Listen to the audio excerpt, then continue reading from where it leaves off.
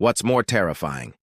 Dying instantly in a crash, or surviving long enough to feel every second of it? For Paul Walker, Princess Diana, and others, the answer is far darker than you think. They were conscious, trapped, breathing smoke, fighting for life as fire closed in. These weren't accidents. They were slow-motion tragedies, unfolding second by second before the world's eyes. And today, we uncover the stories most people were never meant to hear. Welcome to Grim Explainern, where we dive into the darkest truths behind history's most haunting events. Today, we're not just looking at crashes, we're exploring the cruel irony behind them. These were people who seemed untouchable. Movie stars, fearless racers, even a princess loved worldwide. Yet when metal twisted and flames rose, they faced their final moments in ways few could imagine. What happened inside those wrecks wasn't quick but slow, terrifying, and unforgettable. Stay with us, because each story reveals how fragile even the strongest lives can be. On November 30th, 2013, the world was shaken by the sudden loss of Paul Walker. He was only 40 years old, best known for his role in the Fast and Furious saga. On screen, Walker lived for speed, always surviving impossible crashes. But reality would prove far more brutal. That afternoon, Walker attended a charity event in Santa Clarita, California. He stepped into a rare red Porsche Carrera GT with his friend Roger Rodas behind the wheel.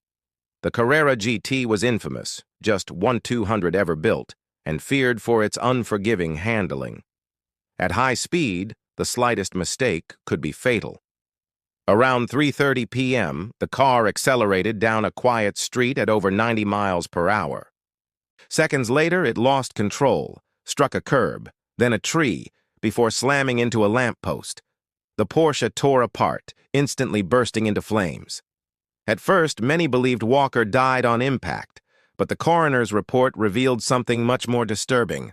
The crash broke bones and caused trauma, but it wasn't enough to kill him. Walker was still alive, conscious, strapped into the passenger seat. Flames spread fast, smoke filled the cabin, and every breath was more painful than the last. He struggled, trapped by the very seatbelt that had saved him moments earlier. Within a minute, the car became a fireball. First responders arrived, but the blaze was too strong to approach. Witnesses could only watch helplessly as Walker remained inside. He died from a combination of injuries, burns, and smoke inhalation. For fans, the cruel irony was unforgettable. A man who played the unbreakable hero on screen, facing a death that was slow, inescapable, and real. On June 20th, 2011, a quiet road in West Goshen Township, Pennsylvania, became the scene of chaos. Behind the wheel was Ryan Dunn, 34 years old, best known for his outrageous stunts on Jackass. He had built a career pushing limits, turning pain and danger into comedy. But this time, there was nothing staged, nothing scripted. At around 3:30 a.m., Dunn was driving a Porsche 911 GT3 with his friend Zachary Hartwell beside him. Investigators later estimated the car's speed at over 130 miles per hour. On a stretch of Route 322, Dunn lost control. The Porsche tore through a guardrail, then slammed head-on into a tree. The violence of the crash ripped the car apart, scattering wreckage across the road. Within seconds, the remains of the Porsche were engulfed in fire. At first, many assumed the men had died instantly, but the autopsy revealed a far crueler truth. Both Dunn and Hartwell survived the impact, their bodies broken but alive. For moments, they were trapped, breathing as flames consumed the wreckage. Thermal injuries marked their final struggle, proving they felt the fire before death. Witnesses described an inferno so intense it was impossible to approach. First responders arrived quickly, but there was no way to save them. By the time the fire subsided, nothing remained but ashes and twisted metal. News of Dunn's death spread instantly, shocking fans worldwide. A life built on risk had ended in the one stunt he could not escape. On August 31, 1997, the world's most photographed woman left the Ritz Hotel in Paris. She was with her partner, Dodi Al-Fayed, stepping into a black Mercedes-Benz S280. Behind the wheel was Henri Paul, the deputy head of security at the Ritz. As the car pulled away, paparazzi swarmed, chasing them through the Paris night. Just after midnight, they entered the Pont de l'Alma tunnel at high speed. Moments later, the Mercedes struck a pillar with devastating force. Dodi Al-Fayed and Henri Paul were killed instantly. But Princess Diana survived the impact. When first responders arrived, they found her conscious, her head resting forward. According to firefighter Xavier Gourmelon, she looked at him and whispered, "Oh my God, what has happened?" From the outside, she seemed shaken, but not beyond saving. Inside, she was bleeding to death from a torn pulmonary vein near her heart. Paramedics fought desperately to stabilize her, rushing her into an ambulance.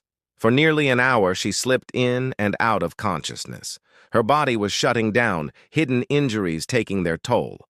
At 4 a.m., inside Pitié-Salpêtrière Hospital, she went into cardiac arrest. Doctors opened her chest in a final attempt to repair the damage, but the wound was too severe, the bleeding unstoppable. At 4:53 a.m., Princess Diana was pronounced dead.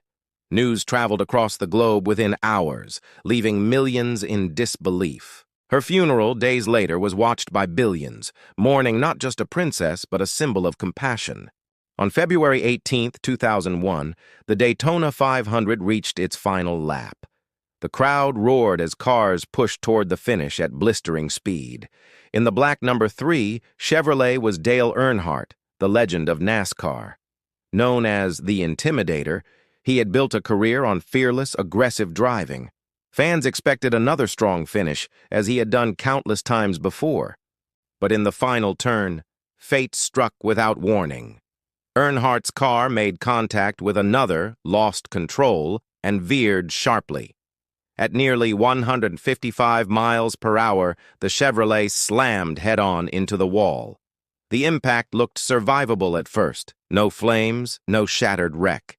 From the stands, many assumed he would climb out unhurt. But inside, the reality was far more devastating. The crash caused a basal skull fracture, one of racing's deadliest injuries. For a few seconds, victims can remain conscious, fighting to breathe, before the body fails. Rescuers reached him within moments, but Earnhardt was unresponsive.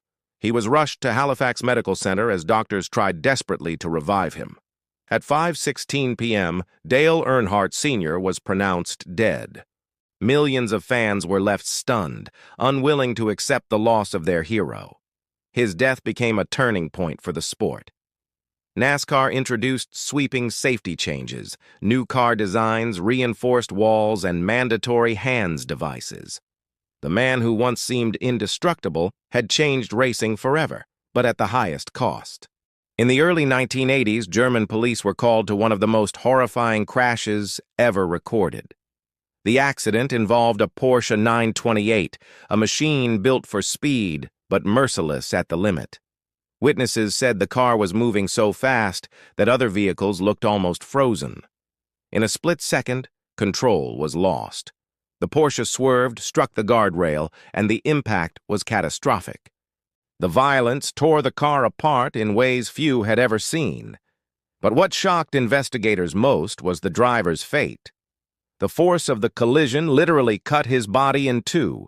His upper half remained strapped to the seat, while the lower was hurled onto the road. When first responders arrived, the scene was beyond words. Metal scattered across the highway, wreckage twisted into unrecognizable shapes. The driver's remains lay in separate places, a vision burned into the minds of the police. Veterans of countless accidents described it as one of the worst in memory. Unlike crashes where fire consumed victims slowly, this death was instant. But its brutality left even hardened officers shaken. News of the wreck spread quickly, becoming infamous across Germany's Autobahn patrols. It stood as a chilling warning of physics at extreme speed. In a Porsche built for performance, the human body had no chance. Instant, violent, and unforgettable, the kind of death that made even seasoned racers pause. On July 29, 1973, the Dutch Grand Prix at Zandvoort was underway. Thousands of fans filled the stands, eager to see the world's fastest drivers. Among them was Roger Williamson, a rising 25-year-old talent from England. It was only his second Formula One race, a chance to prove his potential. But on the 8th lap, disaster struck. A sudden tire failure sent his car careening off the track. The vehicle hit the barriers, flipped violently, and came to rest upside down. Fuel leaked quickly, and within seconds the car was engulfed in fire.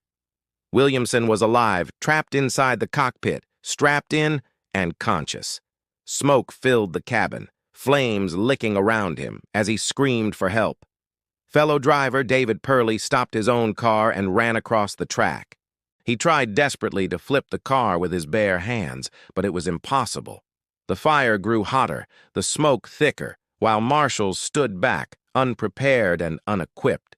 Purley grabbed a small extinguisher, but it was nowhere near enough. The crowd watched in horror as the fire raged, and Williamson's screams grew weaker. Minutes passed. Rescue teams failed to act, and the blaze consumed the car. Finally, the cockpit fell silent. When fire crews arrived at last, it was too late. Williamson was gone. Millions watched the tragedy live on television, stunned by the lack of response. His death became a turning point, sparking outrage and calls for major safety reforms in Formula One. Some deaths are instant, gone in a flash before the brain can even process. But these stories remind us that survival can sometimes be far more cruel. Conscious, aware, trapped, moments stretched into an eternity of pain and fear. For Paul Walker, Ryan Dunn, Princess Diana, Dale Earnhardt, and Roger Williamson, the irony was haunting. Legends on screen, heroes on the track, icons loved by millions, yet powerless in their final seconds. Their tragedies reshaped how we see speed, risk, and the fragile line between life and death. And for those who witnessed, the images never faded, forever burned into memory. These were not just accidents. They were slow, inevitable endings that no fame or talent could prevent. If you made it this far, you understand why their stories still echo today. This is Grim Explainern, uncovering the truths that history refuses to forget.